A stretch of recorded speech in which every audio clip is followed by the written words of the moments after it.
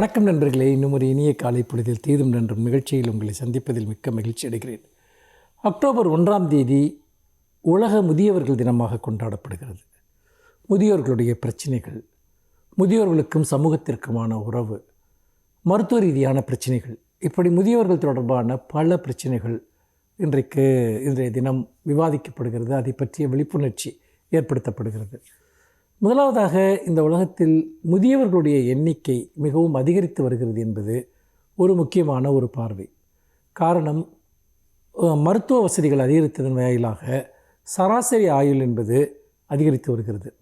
அதிலும் முக்கியமாக ஜப்பான் போன்ற நாடுகளிலெல்லாம் சராசரி ஆயுள் 70 தாண்டி 80 வயது 85 வயதிலெல்லாம் மக்கள் பெருமளவு அங்கு வாழ்வதை நம்மால் பார்க்க முடிகிறது. இந்தியா போன்ற நாடுகளில் 60 வயதை கடந்தவர்களும் கூட நிறைய பேர் இருக்கிறார்கள். இப்பொழுது இருக்கக்கூடிய மருத்துவத்துறை வளர்ச்சியின் காரணமாக தொடர்ந்து அந்த சராசரி ஆயுளினுடைய அளவு தொடர்ந்து அதிகரிக்கப் போகிறது. இது மனிதகுலத்திற்கு மருத்துவம் கொடுக்கக்கூடிய ஒரு கொடை என்று கூட நாம் சொல்லலாம். இதில் இன்னொரு முக்கியமான ஒரு விஷயம் என்னவென்றால், வாழ்க்கை தர மேம்பாடு. மேற்கு நாடுகளில் ஏன் அந்த சராசரி ஆயுள் அதிகம் இருக்கிறது என்றால், அவர்களுடைய வேலை செய்யக்கூடிய சூழல், சமூகச் சூழல், குடும்பச் சூழல், பண்பாட்டுச் சூழல் எல்லாம் அவர்களுக்கு, அதே போல் மருத்துவ வசதிகள், உணவு பழக்க வழக்கங்கள் எல்லாம் சேர்ந்து அவர்களுடைய சராசரி ஆயுளை அதிகரிக்கின்றன. இந்த சூழலில்தான் நாம் இந்த உலக முதியவர்கள் தினத்தில் முதியவர்கள் பாதுகாப்பு தொடர்பான சில பிரச்சனைகளை பார்க்க வேண்டியிருக்கிறது. இன்றைய நவீன வளர்ந்து வரக்கூடிய ஒரு சமூக சூழலில் கூட்டு குடும்ப அமைப்புகள் பெருமளவு சிதறி வருகின்றன. அது தவிர்க்க முடியாத ஒரு விளைவும் கூட. முக்கியமாக பொருள் ஈட்டுவதற்காகவும், கல்வி சார்ந்த தேவைகளுக்காகவும், பல தேவைகளுக்காகவும் குடும்பங்களை விட்டு அல்லது பெற்றோர்களை விட்டு பிள்ளைகள் வெகு தொலைவு செல்லக்கூடியது, அது உள்நாடுகளிலோ அயல் நாடுகளிலோ அவர்கள் செல்லக்கூடிய சூழல் ஏற்படுகிறது.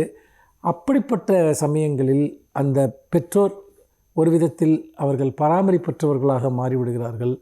இப்பொழுது சீனியர் சிட்டிசன் கம்யூனிட்டி போன்ற சில குடியிருப்புகள் இருந்தாலும் கூட நிறைய முதியவர்கள் தனி வீடுகளில் தனியாக வாழ்ந்து கொண்டிருப்பதை பார்க்கிறோம். அவர்களுக்கான மருத்துவம், பாதுகாப்பு போன்ற விஷயங்களெல்லாம் இன்றைக்கும் கூட சில பிரச்சனைகள் இருந்து கொண்டிருக்கின்றன. பொருளாதார ரீதியாக ஓரளவு நன்றாக இருப்பவர்களுக்கு அவ்வளவு பிரச்சனைகள் இல்லை. ஆனால் பொருளாதார ரீதியாகவும் சிரமப்படுகிறவர்கள் பல்வேறு விதமான உளவியல் மற்றும் உடலியல் சார்ந்த நெருக்கடிகளுக்கு அவர்கள் ஆளாகிறார்கள். ஒரு விதத்தில் அவர்கள் ஆதரவற்றவர்களாகவும் இருக்கிறார்கள். நம்முடைய வாழ்க்கை முறை, பொருளாதார சூழலின் காரணமாக இது இன்றைக்கு ஒரு உலகளாவிய சூழலாக மாறியிருக்கிறது. அந்த சமயத்தில்தான் அவர்களுக்கான ஒரு சப்போர்ட்டிவ் சிஸ்டம், அதை பல விதங்களிலும் உருவாக்க வேண்டும் என்கிற ஒரு கோரிக்கை இந்த சமூகத்தில் தொடர்ந்து இருந்து கொண்டிருக்கிறது. முதியவர்களுக்கான முன்னுரிமைகளை அதிகரிப்பது என்பது அதில் மிக முக்கியமான ஒன்று. ஏனென்றால் முதியவர்களை நாம் சுமையாக பார்க்கிற ஒரு அணுகுமுறை இருக்கிறது. அது மிக மிக மோசமான ஒரு அணுகுமுறை. ஏனென்றால் முதியவர்களுடைய அறிவு, அனுபவம், வழிகாட்டுதல் எல்லா துறைகளிலும் தேவைப்படுகிறது. அப்படிப்பட்ட நிலையில் அந்த அறிவை ஒரு சமூகம் முறையாக பயன்படுத்துவதற்கு பதிலாக அவர்களை புறந்தள்ளுவதன் மூலமாக தன்னுடைய மனித வளத்தினுடைய ஒரு மிகச்சிறந்த பகுதியை ஒரு சமூகம் இழக்கிறது என்றுதான் நாம் சொல்ல வேண்டும். அதோடு மட்டுமல்லாமல் குழந்தைகள் வளர்ப்பதில் அல்லது நோயற்றவர்களை கவனித்துக் கொள்வதில் முதியவர்களுடைய பங்கு மிகப்பெரியதாக இருக்கிறது என்று ஆய்வுகள் கூறுகின்றன. பல சமயங்களில் வீட்டில் இருக்கக்கூடிய முதியவர்கள் தான் இந்த வீட்டில் நோயிற்றிருப்பவர்களையோ சிறு குழந்தைகளையோ பெருமளவு பார்த்து கொள்கிறார்கள். அந்த வகையில் ஒரு சமூக கட்டமைப்பில் முதியவர்களுடைய பாத்திரம் என்பது மிக முக்கியமாக இருக்கிறது.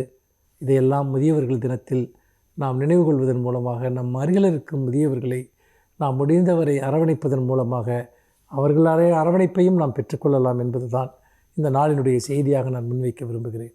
மீண்டும் இன்னும் ஒரு புதிய சிந்தனையோடு உங்களை சந்திக்கிறேன். நன்றி, வணக்கம்.